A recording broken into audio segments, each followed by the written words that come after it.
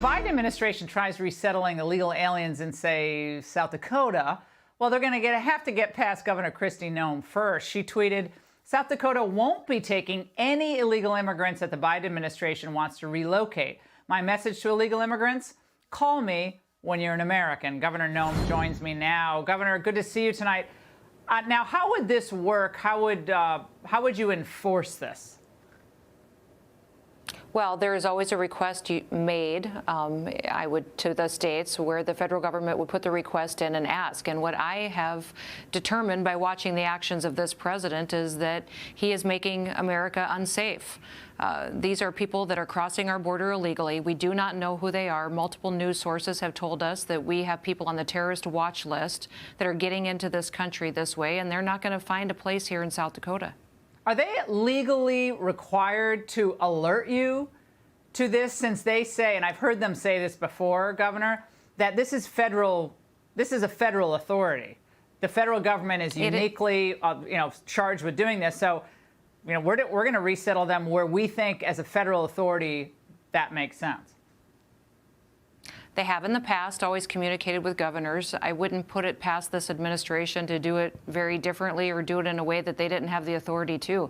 Listen, from what we're seeing happen at the southern border and what we're seeing happen in so many of our cities that this administration isn't shutting down, it's dangerous. It's dangerous to America, to the people that live here, and it's going to take governors standing up and setting down the rules on what's really going to happen in their states. Now, speaking of governors, we're seeing these scenes play out again tonight in Minnesota, your neighboring state there. Your counterpart, Tim Walz, is again dealing with a night of unrest, or a lot of people now thinking he brought this on himself after the way they reacted early on, at least last summer. Well, the people of Minnesota are suffering, and we're their neighbors, and we see a lot of them moving to South Dakota, frankly, to get away from that type of leadership. You need to have strength, make decisive decisions that are best for your people, and you need to support your law enforcement officers.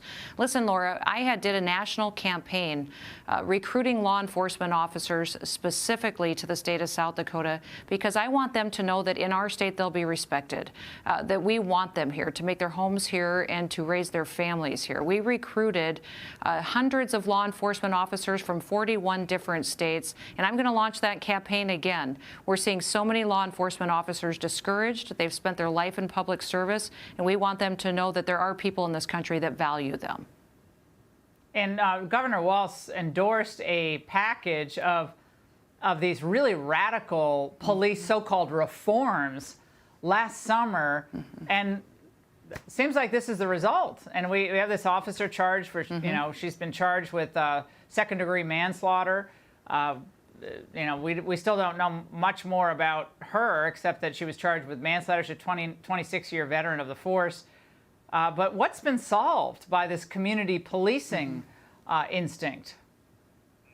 I don't know what community policing looks like to everybody either, or what that definition really is. I think one of the saddest things I saw, Laura, was when that man lost his position for just saying that there is such a thing as due process. That's what we have to make sure that we are protecting in this country, is people's ability to have due process. And we need to make sure that people who speak the truth and stand for it are defended, not removed from their positions. It's what Governor Walz is enduring. Yeah, go ahead. What Governor Walz is doing in Minnesota is tragic. It's harmful to his state and to his people. And I think that a lot of us need to call out the fact that leadership has consequences, and we're seeing it play out on the streets of Minneapolis tonight. Yeah, well, Red State America has tried to lead on a whole bunch of issues. And we see things playing out in California, in Washington State, on the streets of New York City and Baltimore. The crime is out of control, and Governor, do you see this trend continuing, where crime is going to continue to get worse really quickly? It will get worse unless they change their actions. Absolutely. Governor, thank you so much. Good to see you tonight.